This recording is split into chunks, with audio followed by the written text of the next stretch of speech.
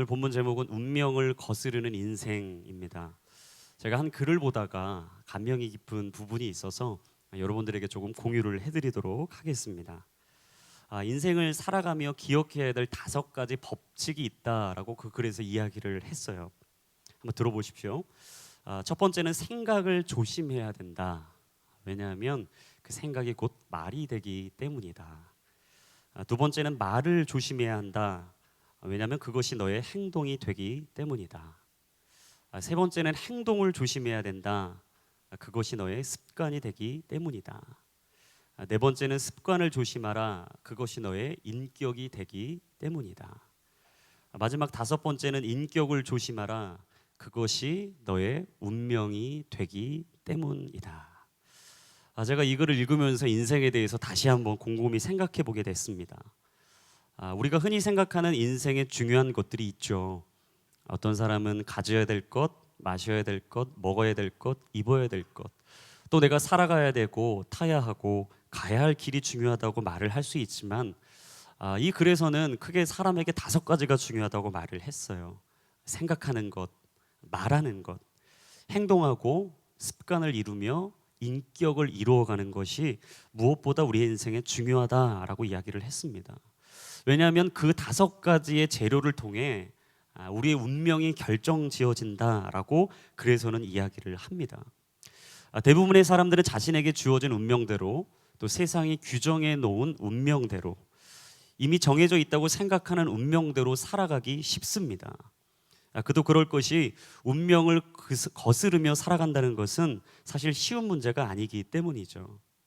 하지만 여러분, 그걸 아셔야 되는데 성경은요, 어디에서도 우리의 운명대로 살아가라라고 말을 하고 있지 않다라는 사실이에요. 오늘 우리에게 말씀하시는 하나님의 말씀은, 그 성경은 우리에게 지어져 있는 운명을 말하고 있는 게 아니라 앞으로 하나님께서 이루어 가시고 이끌어 가실 하나님의 계획과 섭리를 이야기하고 있다라는 것입니다. 그런 의미에서 오늘 본문의 주인공 다니엘은 자신에게 규정지어진, 놓여져 있었던, 처해 있었던 상황과 환경을 바라보며 그냥 그렇게 운명이겠거니 라고 생각하며 살지 않았다라는 거예요. 내가 생각하고 있고 말하고 있고 행동하며 습관을 이루고 인격을 형성했던 나의 존재적인 이 자아를 통해서 세상이 규정해 놓은 운명이 아니라 하나님이 말씀하시고 이끌어 가시는 부르심을 따랐던 사람, 바로 그 사람이 다니엘이라는 사실입니다. 그는 놓여진 현실 앞에 무릎 꿇지 않았습니다. 운명이라고 정해 놓은 현실 앞에 좌절하지 않았습니다. 운명을 거스르기 위해서, 세상이 말하는 내 인생을 정의 내려놓은 것을 거스르기 위해서 발버둥 치고 노력하고 수고하고 기도하고 말씀으로 살았던 사람, 바로 그 사람이 다니엘이라는 사실이죠. 여러분, 사실 다니엘이라는 인물은요, 신앙생활을 오래 하지 않으신 분들도 유명하기 때문에 다 아시는 사람이에요. 여러분, 혹시 다니엘 하면 어떤 이미지가 떠오르세요? 여러분은 다니엘이라는 이름을 들으면 어떤 사람이다 라고 규정이 지어지십니까? 어떤 분은 다니엘의 사자굴 이렇게 기억나실 거예요. 사자굴에 들어갔는데 먹히지 않고 살아난 사람. 어떤 사람은 다니엘과 새 친구, 사드락과 메삭과 아벳느고. 이게 막 기억이 나실 수가 있어요. 나도 그런 좋은 친구 있었으면 좋겠다. 나도 그런 믿음의 동역자 잘 만나서 잘 먹고 잘 살아야지. 이렇게 생각을 하실 수도 있겠죠. 하지만 여러분, 우리가 한마디로 다니엘을 규정지어 본다면 그는 믿음의 사람이었다라고 말을 할 수가 있을 거예요. 놓여진 현실 앞에서, 정해져 있는 운명 앞에서 타협하지 않고 자포자기하지 않고 내려놓지 않고 좌절하지 않고 굴하지 않고 끝까지 하나님이 주신 믿음의 길을 걸었던 사람, 여러분, 그 사람이 바로 다니엘이라는 사실입니다. 그런데 우리가 다니엘을 좀 자세히 살펴보기 위해서는 크게 3가지의 말씀을 좀 집중해서 봐야 합니다. 다니엘서에서 특별히 다니엘이 어떤 사람인지를 크게 3가지로 표현해요. 그게 1장과 3장과 6장에 나오는데요. 먼저는 다니엘 1장 8절 말씀입니다. 우리 한번 자막을 통해 같이 읽겠습니다. 시작. 그러나 다니엘은 왕이 먹는 특별한 음식과 왕이 마시는 포도주로 자신을 더럽히지 않겠다고 결심했습니다. 그래서 4시의 우두머리에게 자신을 더럽히지 않도록 해달라고 부탁했습니다. 여러분, 다니엘은요, 왕이 먹고 있었던 특별한 음식을 탐하지 않았어요. 아름다워 보이는 포도주를 탐하지도 않았습니다. 자신을 그 음식과 포도주 앞에서 더럽히기 이전에 하나님 앞에 거룩하기로 결단했어요. 1장 8절에 뭐라고 얘기하죠? 이 단어가 중요하죠. 결심했다라고 말을 합니다. 그렇죠, 여러분. 믿음은 결심하는 거죠. 신앙은 결심하는 것입니다. 세상과 다르게 살기로, 세상을 거스르며 살기로 결단하는 것, 여러분, 그것이 믿음인 줄로 믿습니다. 근데 개역 개정에 보니까요, 이 결심했다라는 단어를요, 뜻을 정하여 지켰다라고 이야기를 하더라고요. 한마디로 다니엘은요, 뜻을 정했던 사람이에요. 하나님이 주신 말씀을 결심했던 사람이에요. 놓여진 현실과 타협하지 않기로, 하나님이 말씀하신 대로 살기로, 내게 오늘도 주어져 있는 현실을 뛰어넘어 하나님의 비전과 꿈을 향해 달려가기로 결심하여 뜻을 정했던 사람, 여러분, 그 사람이 다니엘이었다라는 것이죠.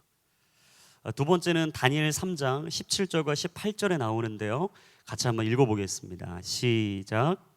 왕이여, 우리가 섬기는 하나님이 계시다면 우리를 맹렬히 타는 풀물불 가운데에서 능히 건져내시겠고 왕의 손에서도 건져내시리이다. 그렇게 하지 아니하실지라도 왕이여, 우리가 왕의 신들을 섬기지도 아니하고 왕이 세우신 금신상에게 절하지도 아니할 줄을 아옵소서. 여러분, 우리가 결심하고 뜻을 정하는데도 불구하고요, 항상 우리 앞에 놓여져 있는 방해물과 장애물을 만날 때가 있습니다. 우리가 기도한 대로 술술 일이 풀리면 얼마나 쉽습니까? 우리가 기대하고 소망하는 대로 그냥 하나님이 다 주시면 얼마나 좋겠어요. 하지만 여러분, 하나님이 우리를 단련하시고 빚어가시는 데에는 기억하세요, 시간이 필요해요. 견디는 시간, 버티는 시간, 이루어가는 시간이 필요합니다. 다니엘은요, 그 시간을 견뎌갔어요. 버텼어요. 그리고 끝없는 영적인 공격 앞에서도 굴하지 않았어요. 여러분, 사람이 믿음으로 잘 살아가다 보면요, 반드시 사단의 공격이 있어요.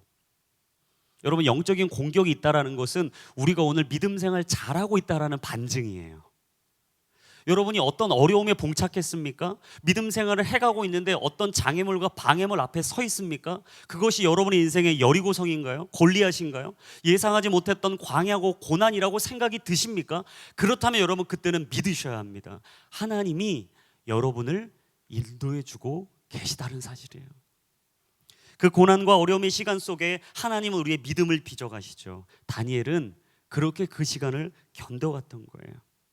아무리 느부갓네살 왕의 협박과 조롱과 비웃음 속에서도 다니엘과 그 세 친구는요, 믿음을 포기하지 않았어요. 그리고 마지막 그 세 친구가 오늘 이렇게 고백했잖아요. 왕이여, 저는 하나님께서 우리를 풀무불 가운데서 능히 건지실 걸 믿습니다. 믿음의 신앙. 그 다음이 중요하죠.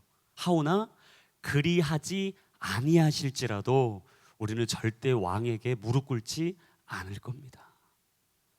여러분, 그리하지 아니할지라도의 신앙이 여기서 나온 거예요. 여러분, 오늘 우리에게 필요한 신앙의 자세는 이겁니다. 하나님, 내가 비록 그리하지 아니하실지라도, 내가 생각했던 것과 다른 것을 주실지라도, 지금 당장 그것을 내게 허락하지 않으실지라도, 내가 걷고 있는 이 길이 때로 힘들고 어렵고 험악한 세월을 견뎌야 하는 고통과 인내의 시간일지라도 하나님, 나는 그것을 포기하지 않겠습니다. 할렐루야. 여러분, 우리 안에 그리하지 아니하실지로의 신앙이 있기를 주님의 이름으로 축원합니다. 그 신앙이 우리에게 필요해요. 여러분, 타협하지 않는, 올곧게 기다리는 하나님을 바라보는 믿음, 다니엘의 믿음이었던 거죠. 마지막 세 번째는요, 다니엘서 6장 10절에 나와요. 우리 다니엘 6장 10절 한번 여러분이 한번 읽어주십시오. 시작.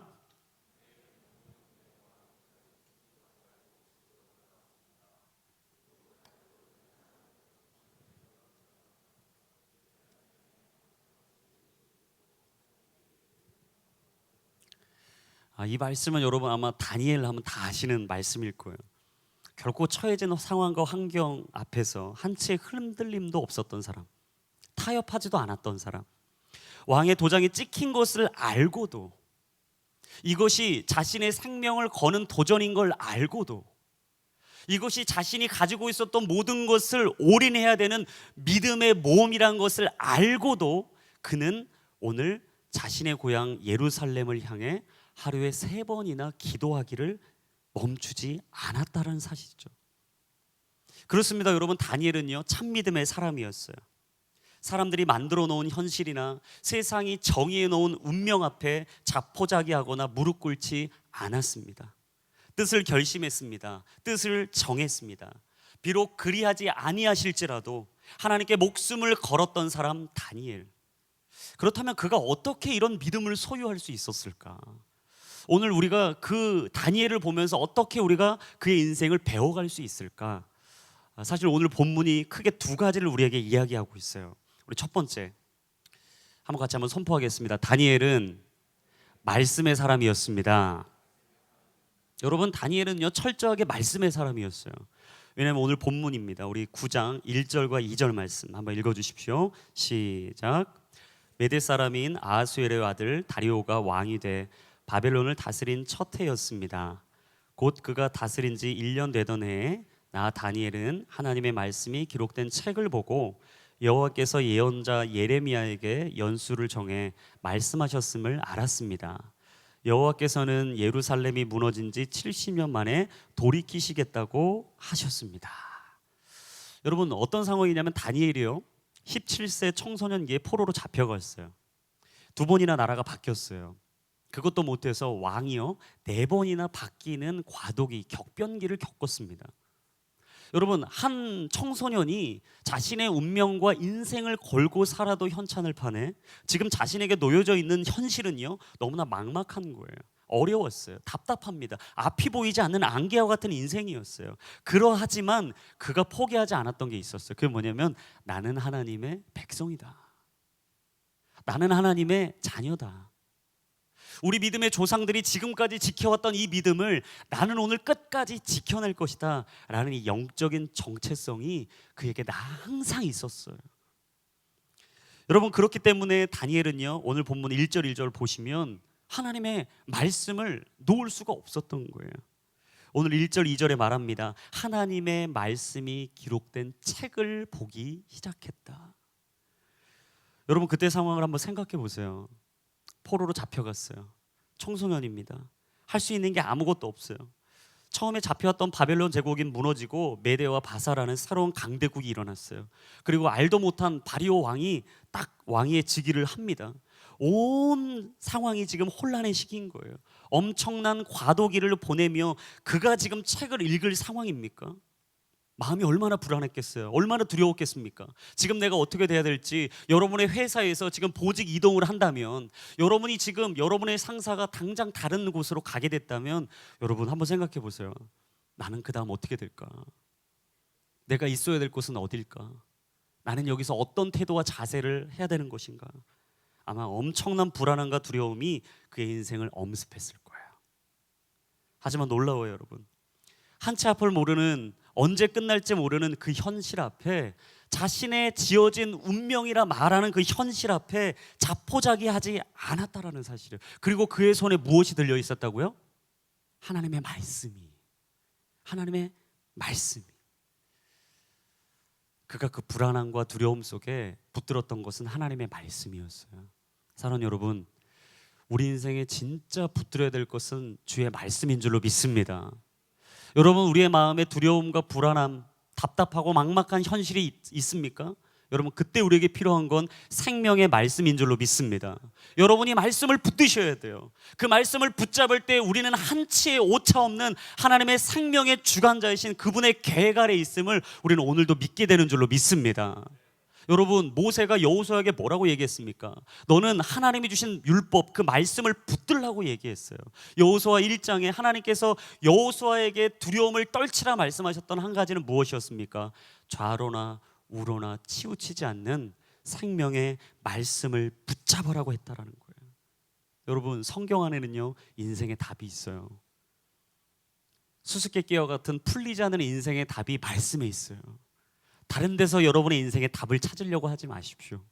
여러분의 빈 공간의 마음을 다른 곳으로 채우려고 하지 마세요. 하나님의 말씀이 여러분의 영혼을 터치하기 시작할 때 여러분의 영혼은 살아날 줄로 믿습니다. 생기가 사방에서 불어와서 우리의 영혼을 가득 채우기 시작할 때 여러분, 그때 우리는 비로소 사람다운 인생을 살게 되는 줄로 믿습니다. 여러분, 성경 안에 답이 있어요. GNM 글로벌 문화재단의 문혜란 대표님이 쓰신 이 출근하는 그리스도인에게라는 책에 보면요, 24페이지에 화려한 그늘이라는 챕터가 있어요. 한번 꼭 보셨으면 좋겠어요, 여러분. 그 책에 좀 여러분들에게 나누고 싶은 부분이 있어서 제가 좀 한번 읽어드리겠습니다. 뒤돌아보면 30대와 40대의 인생은 참 화려했다.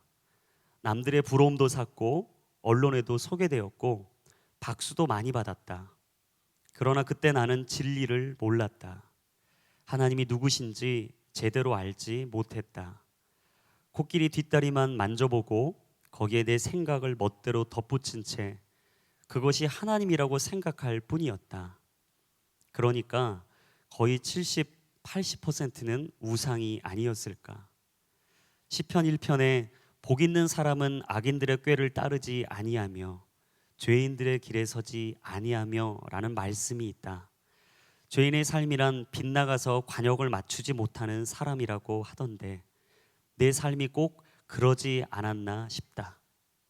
삶의 중심도 가정과 직장의 균형도 일의 목적도 마찬가지였다. 정확한 진리를 향했던 것이 아니라 어디서 들은 것, 내 생각 등에 의존했기 때문에 관역을 제대로 향하지 못했던 것이다. 이 다음이 중요합니다.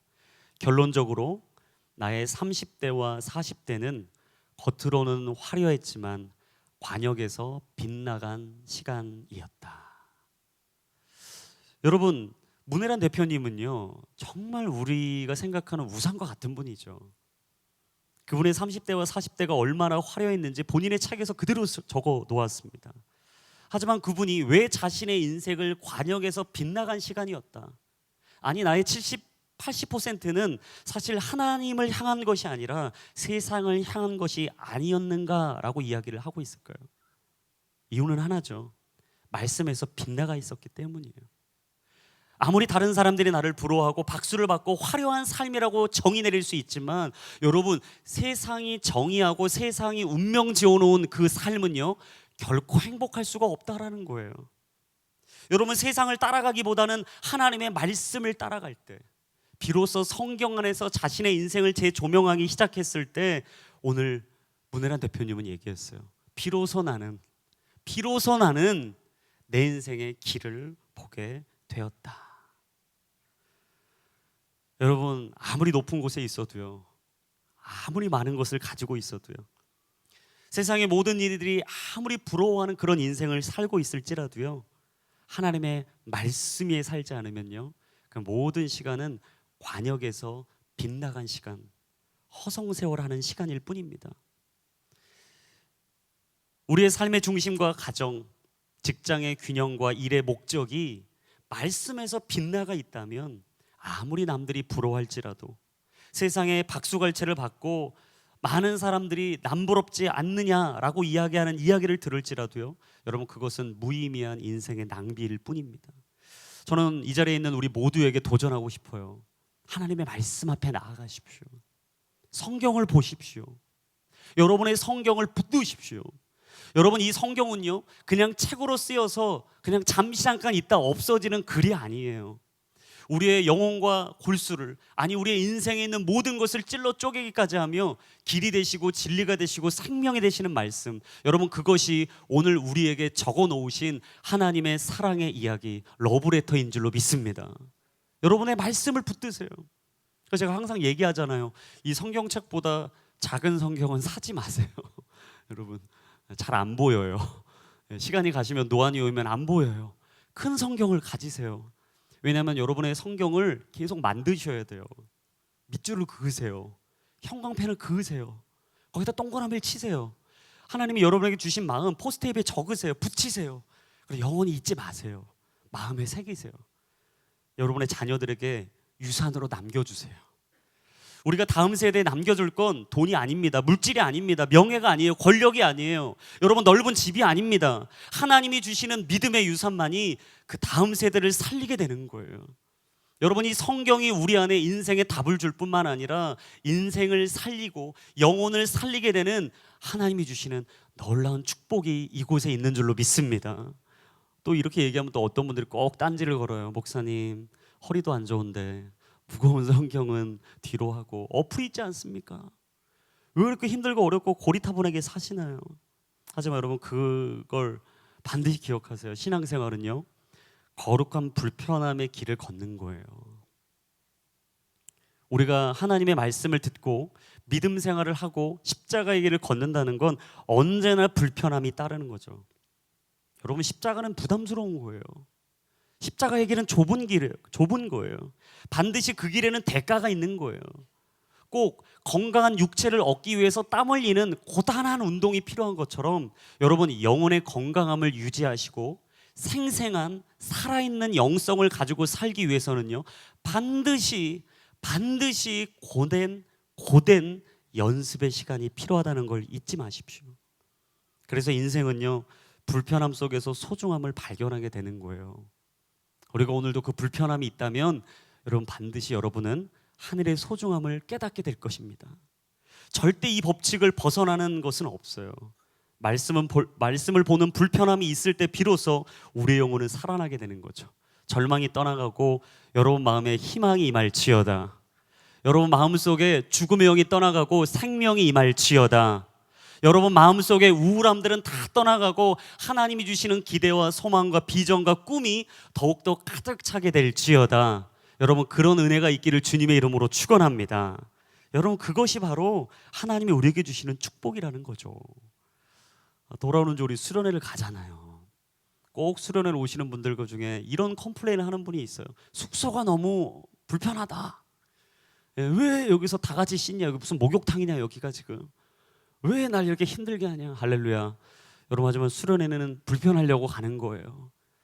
오실 때부터 불편할 수도 있어요.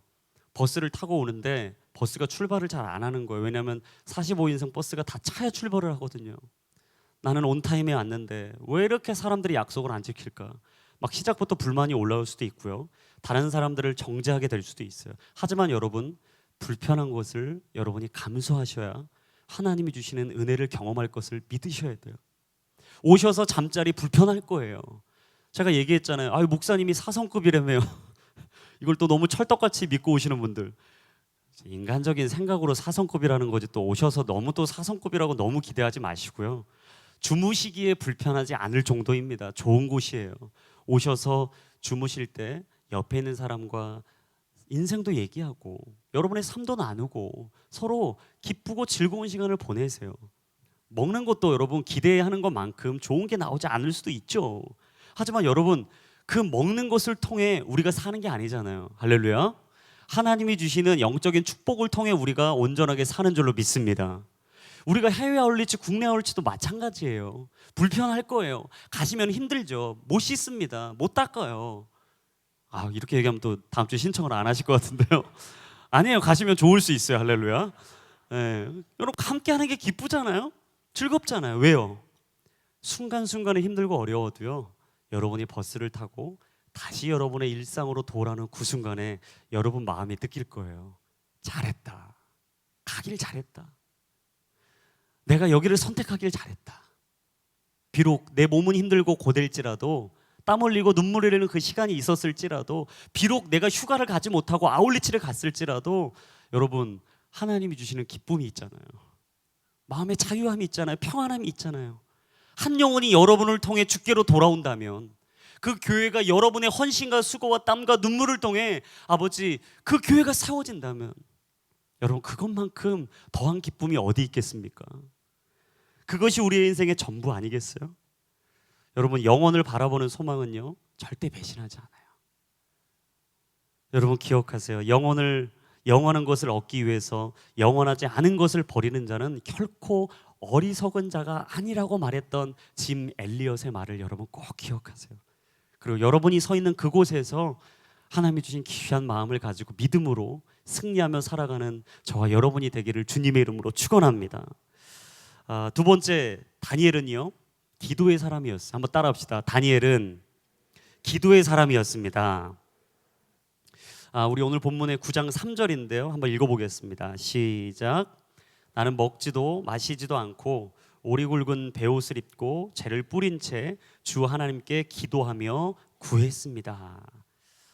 말씀을 통해 자신뿐만 아니라 민족을 향한 하나님의 뜻과 계획을 깨달았던 다니엘. 그는 말씀을 깨달은 데서 그치지 않고 그 깨달은 말씀을 가지고 기도의 자리로 나아갔습니다. 다시 말하자면 다니엘은요 말씀과 기도라는 두 가지 축이 분명했던 사람이에요. 여러분, 우리의 영적인 기본기는 말씀과 기도입니다. 그것이 무너지고 그것이 깨어지면, 영적인 균형의 밸런스가 무너지면 그 삶은요 오늘 승리를 선포할 수 없는 거예요. 오늘부터 다시 기도라는 책을 보면 그 책에서 존 파이퍼 목사님이 하셨던 말씀을 인용하는 부분이 나옵니다. 한번 제가 읽어드릴게요.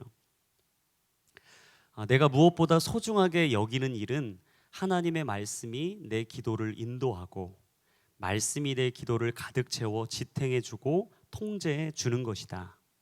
성경을 펼쳐 읽기 시작하라.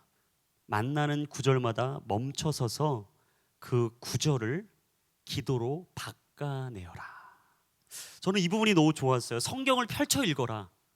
그리고 만나는 구절 한 절 한 절마다 그 자리에 하나님이 말씀하시는 것이 있다면 멈춰서라. 그리고 그 멈춰서 그 말씀을 붙들고 뭘 하라고요? 기도하라. 한번 따라합시다. 기도하라. 여러분, 말씀 붙드셔야 돼요. 말씀 읽으셔야 돼요.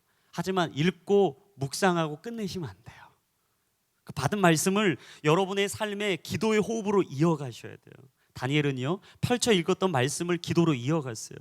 여러분, 그리스도인의 두 가지 아주 중요한 중심축이 있습니다. 그게 바로 말씀과 기도예요.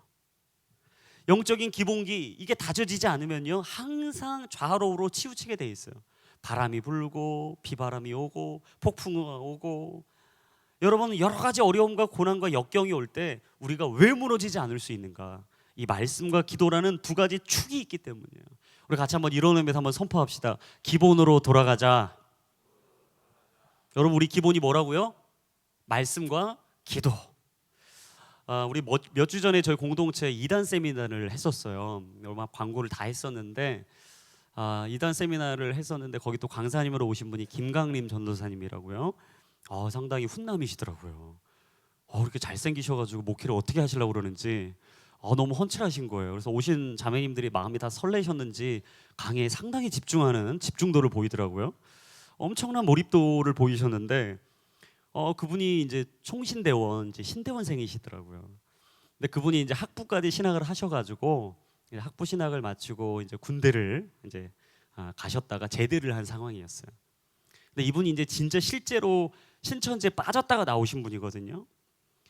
근데 이제 제대를 하고 나서 이제 자신의 친했던 친구가 연락이 왔다라는 거예요. 근데 그 친구가 이제 연락이 왔더니 이제 여러분 남자분들은 아시잖아요. 군대 제대하면 그 시간이 남을 때 그 묘할 때 다른 친구들은 막 학교도 가고 막 뭐 직장도 다니는데 나만 혼자 집에 있는 것 같을 때 연락 한 통이 기다려지거든요. 남자들은 다 알아요. 그 부분을 그냥 쫙 뚫고 들어와서 어떤 친구가 그냥 오랜만에 연락을 했다라는 거예요. 강림아, 너 어떻게 지내니? 내가 너가 생각나서 연락했다. 이러면서 쭉 썰을 풀더니 결론은 만나자. 내가 너한테 이게 또 오랜만에 만나고 싶다. 여차다 만나서 아무튼 스토리를 다 중략하고요. 결국 그분이 이제 신천지에 빠지게 된 거예요.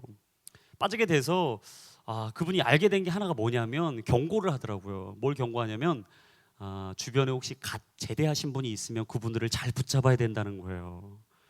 그분들의 마음은 갈대와 같다는 거예요. 상한 갈대처럼 어디로 흔들린다는 거예요. 조금만 그냥 잘해주면 막 그냥 절로 갔다가 조금만 잘해주면 또 저쪽으로 갔다가 그분들을 조심하래요. 근데 제가 한 번 더 적용이 되더라고요. 우리 청년부잖아요. 여러분 주변에 이직을 준비하시면서 잠깐 쉬고 계신 분들이나 다른 걸 준비하기 위해서 학업 가운데 매진하고 계신 분들, 이분들이 마음이 허합니다. 이분들을 여러분들이 좀 잘 붙잡아 주셔야 돼요. 여러분, 김강리 전도사님이 딱 한마디에 제가 그게 너무 뇌리에 박혔어요. 뭐라고 얘기했냐면 우리가 진리와 거짓의 분별이 정확하지 않으면 우리가 이단에 쉽게 빠진다는 거예요. 본인도 생각했대요. 이단에 빠지는 사람이 도대체 누굴까? 아이고 바보 같은 사람들. 근데 본인이 이단에 빠지신 거예요. 나는 바보가 아니었는데, 나는 분명히 다 알고 있다고 생각했는데 아니었던 거예요. 여러분, 진리와 거짓, 하나님의 말씀 앞에, 우리가 세상 앞에 여러분 우리가 깨어있지 않으면요 결코 우리가 어둠과 빛을 구분할 수 없습니다. 여러분, 영적인 분별력이 어디서 생기나요? 말씀에 있는 거예요. 여러분, 영적인 분별력이 말씀에서 우리에게 임했다면 여러분 그걸 어디로 가지고 가셔야 돼요? 기도의 자리로 가져가셔야 돼요. 이 건강한 영적인 균형이 없으면요 그런 사람은 사단의 먹잇감이 되기가 가장 좋아요. 사단이 좋아하는 게 뭔지 아세요? 한쪽에 치우쳐 있는 사람. 좌던 우던 한쪽에 치우쳐서 저쪽을 바라보지 못한데 나만 옳다고 생각하는 교만하고 자만한 사람, 아니란 사람을 사단이 가장 좋아하는 거예요. 여러분, 근데 저는 한 가지 더 다니엘을 보면서 뭐가 참 도전이 됐냐면, 다니엘은요 이기적인 사람이 아니었어요.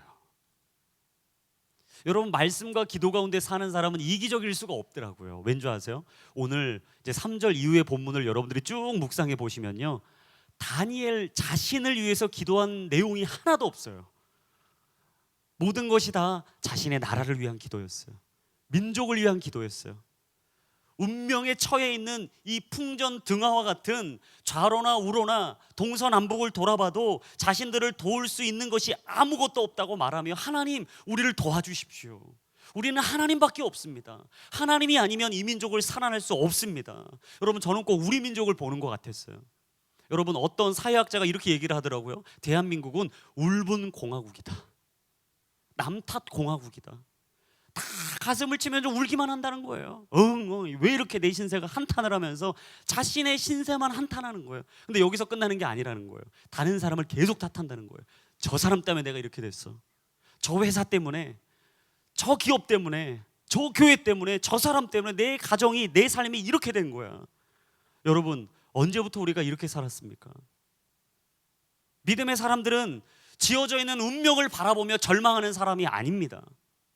그리스도인들은 세상이 규정해 놓은 운명을 따라 사는 사람들이 아니라 성경이 말하는 하나님의 말씀을 따라 사는 믿음의 사람들이라는 거예요. 여러분, 세계를 정복한 징기스칸에 대해서 어떤 책에 이렇게 얘기를 해놨어요. 징기스칸은 어려서 아버지를 잃고 고향에서 쫓겨났지만 집안 탓을 하지 않았고, 물질이 없어 들쥐를 먹으며 연명했지만 물질 탓을 하지 않았고, 자기 이름을 쓸 줄 몰랐지만 학력 탓을 하지 않았고, 그가 가진 군사는 적들의 100분의 1에 불과했지만 그는 환경 탓을 하지 않았다. 그리고 그는 세계를 정복했다. 그가 만약 상황과 환경을 바라보며 남을 탓하기만 했다면 어떻게 세계를 정복했겠습니까? 그가 만약 자신에게 쥐어져 있었던 운명이라고 놓여져 있는 현실 앞에 무릎 꿇었다면 어떻게 징기스칸이 세계를 정복할 수가 있었겠어요? 답답한 현실이 여러분 삶에 놓여 있습니까? 막막한 미래가 여러분의 인생의 운명이라고 생각이 되십니까? 그렇다면 바로 그때가 비로소 눈을 들어 하나님을 바라봐야 될 때예요. 기도의 거장 E.M. 바운즈가 말했어요. 기도는 중노동이다. 여러분, 기도는 중노동이에요. 여러분, 왜 그런지 아십니까? 기도하는 가운데는 영적인 싸움이 있기 때문이에요. 선과 악에 대한 끝없는 싸움이 기도의 자리 가운데 있습니다. 그래서 여러분, 기도는 영적인 전쟁이에요. 한번 따라합시다. 기도는 영적인 전쟁입니다. 여러분, 오늘 영적인 전쟁에 승리하셔야 여러분의 영혼이 살아나십니다. 여러분이 영적인 전쟁에서 승리하셔야 여러분의 삶에 있는 모든 자리가 여러분을 통해 빛과 소금의 역할, 아니 거룩한 하나님의 나라가 될 줄로 믿습니다. 여러분, 그래서 E.M. 바운즈가 기도가 중노동이라고 얘기했어요. 그런 의미에서 마지막 저는요 3가지 말씀드리고 싶어요. 그리스도인들의 절대 3가지 신앙이 필요해요. 첫 번째, 여러분 절대 시간을 가지셔야 돼요. 하나님을 은밀히 만나고는 하나님의 말씀을 듣고 성령의 감동으로 쓰여진 이 성경의 말씀을 따라 살기로 여러분의 시간을 투자하셔야 돼요. 그리고 그 말씀을 가지고 끝없이 하나님과 교제하며 기도하고 호흡하시는 그 시간이 여러분 필요해요. 절대 시간. 두 번째, 여러분 절대 장소를 구별하셔야 됩니다. 절대 장소. 여러분 아무 데서나 그 말씀 보시고 아무 데서나 기도하시면 허공에 날아가는 아무것도 아닌 그냥 허공에 떠나지는 이야기로 끝날 수 있어요. 하나님과 여러분만 아는 장소를 구별하십시오. 어떤 분은 주중에 하루에 어떤 예배의 자리가 되실 수 있어요. 어떤 분은 자신의 개인 집의 기도의 골방이 되실 수 있어요. 어떤 분은 우리 교회의 어떤 특정한 장소에서 늘 언제나 시간을 떼서 기도하는 장소가 될 수 있죠. 여러분 꼭 절대 장소를 구별하세요. 마지막 세 번째는요, 절대 주권을 인정하세요. 하나님의 계획과 섭리를 믿고 하나님의 뜻을 온전히 신뢰함으로 순종할 때, 여러분 그때 비로소 살아있는 하나님의 말씀과 능력의 기도가 우리 가운데 터져나는 거예요. 우리 삶에 여러 가지가 있어요. 하지만 여러분 오늘 다니엘이 우리에게 규정해 놓은 삶은 무엇입니까? 믿음의 삶이에요. 세상이 끝없이 여러분에게 이것이 너의 운명이라고, 이것이 네가 걸어갈 길이라고, 너는 다른 꿈을 꿀 수 없다고, 너는 끝이라고, 너의 가정은 안 돼, 변하지 않을 거야, 어려울걸, 힘들걸, 불가능할걸. 여러분 세상이 우리에게 운명 지어놓은 그 삶을 여러분 꾸역꾸역 살아내고 계셨다면, 저는 오늘 다니엘의 삶을 보면서 이 말씀을 드리고 싶어요. 성경은 한 번도 우리의 인생을 규정해 놓은 적이 없다라는 걸 기억하십시오. 성경은 우리에게 꿈을 꾸라고 말씀하십니다. 하늘을 바라보라고 말씀하세요. 절망 가운데 있었던 하나님의 사람들이 여러분 하나님을 보고 주님을 붙들었을 때 승리를 맛본 이야기가 이 성경에 얼마나 많이 적혀 있습니까? 모세가 홍해를 봤을 때 여러분 그 홍해를 보면서 얼마나 힘들었겠어요. 왜 나를 여기까지 이끌었냐고. 이렇게 하시려면 왜 이 엄청난 백성들을 이끌고 나를 여기까지 이끌으시냐고. 하지만 여러분 그때 모세는 기적을 보았잖아요. 여호수아가 여리고성을 보면서 많은 백성들이 얘기했을 거예요. 역시 모세만 못하구나. 역시 모세의 지도자를 따라가려면 여호수아는 안 돼. 저 사람은 끝난 사람이야. 저 사람을 따라갈 필요가 없어. 우리 리더가 아니야. 안 돼, 못해, 할 수 없어 라고 사람들이 끝없는 좌중질환에 빠졌을 수도 있어요.